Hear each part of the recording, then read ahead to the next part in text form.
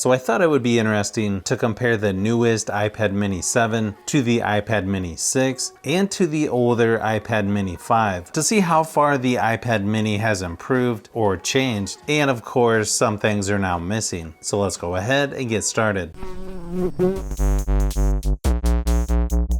Price for the new iPad mini 7 is $499, but I've already seen it go on sale for as low as $100 off, where of course you can get the iPad mini 5 at about half that price depending on where you get it. The base model has improved from 64 gigabytes on the iPad mini 5 and 6 to 128 gigabytes for the iPad mini 7. I can't find it now, but I could have swore there was a 32 gigabyte version for the iPad mini 5, but the iPad mini 5 was released in 2019, iPad mini 6 in 2021, and of course the new iPad mini 7 was just released in 2024. As far as the displays go, the iPad mini 6 and 7 are pretty much identical with an 8.3-inch liquid retina display with 1488 by 2266 resolution. The iPad mini 5 has a 7.9-inch retina display with 1536 by 2048 resolution. All three iPad minis are 500 nits brightness, which is actually really good for tablets this size. Kind of personal preference when you put these next to each other, but the iPad mini 5 definitely looks a little more dated since you still have the home button with Touch ID on the front. They're all 60 Hz refresh rate. All three have pretty good viewing angles, and they're actually all pretty similar, but all three of these look really good when watching YouTube videos, streaming Netflix, or just doing some research online. They actually all look really good. I actually feel like the iPad mini 5 still holds up pretty good compared to the iPad mini 6 and 7.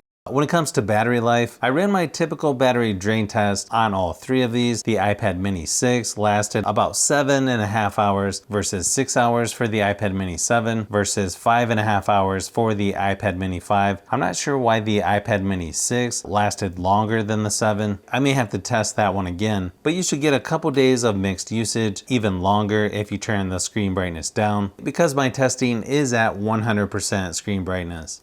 Software-wise, all three of these are going to be almost identical with a few small changes here and there. Surprisingly, the oldest iPad mini 5 is still getting updated to the latest iPadOS 18. The 6 and 7 are going to be a lot closer. They're pretty much the same design between the two, with the Touch ID on the power button versus on the home button for the iPad mini 5. I know this is kind of personal preference, but I've always liked the functionality of having the home button and Touch ID right on the front. Of course, it doesn't look quite as modern, but functionality wise, it's just really nice to have right there. Now, obviously, the iPad mini 5 is towards the end of its software updates, so not sure how many more it's going to be getting, but you can do a lot of the same stuff, regardless of which mini you're using. But I believe the newest iPad mini 7 is the only one that gets the Apple Intelligence features, which I don't actually hear of anyone using yet, but just something I thought I would point out. All three of these are going to work with an Apple Pencil. You've got the first gen with the iPad mini 5, second gen and USB-C pencil for the iPad mini 6, and then the USB-C pencil and the new Apple Pencil Pro is going to work on the new iPad mini 7. So a little bit of overlap on which Apple Pencils work with which iPad mini, but definitely some good options for taking notes, drawing, regardless of which iPad mini you go with. You can also use AirPlay and AirDrop on all three iPads, which is a really nice feature to have on a tablet. You've also got video out on all three iPads, but keep in mind the 6 and 7 now have USB-C, which I feel like is a lot easier to connect external drives, dongles, or if you want to use an HDMI adapter. The iPad mini 5 works in a similar way, but not quite as convenient with the older Lightning port. One nice thing about the older iPad mini 5, you could actually power off the iPad just using the power button instead of power and volume up, which is how you power off the newer iPads.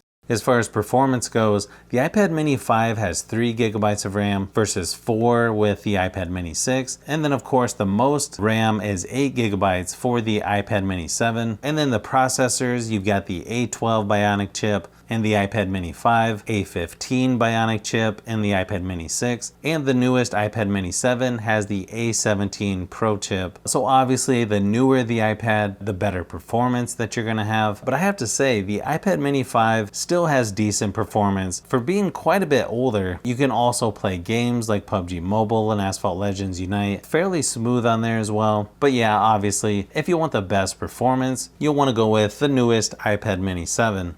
As far as speakers, you've got 2 on one side for the iPad Mini 5. You've got 1 speaker on each side of the iPad Mini 6 and 7. Even though it looks like 2 on each side, Apple just thinks that looks better to have fake speaker holes, which can be a little misleading. The iPad Mini 5 doesn't really sound that bad, just not quite as good as the 6 and 7, which is definitely a little better balanced overall. Here's a quick sample just to give you an idea of how they sound.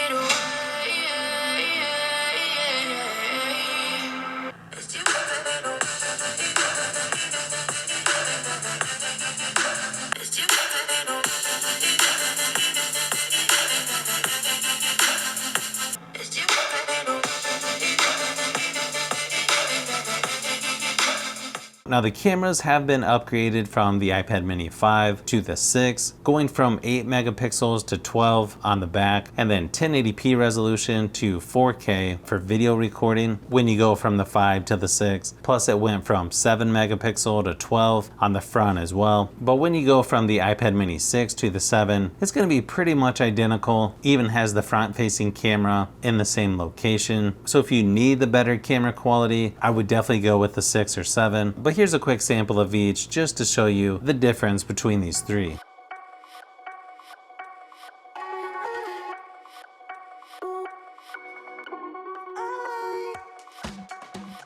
So hopefully this gave you a little closer look at these 3 iPad minis. It's always interesting to me to see how things have changed over time. So I might do this with some other tablets as well. But if you like tablets, phones, and other tech, I've got a lot more stuff that I'm working on. So keep an eye out for those upcoming videos.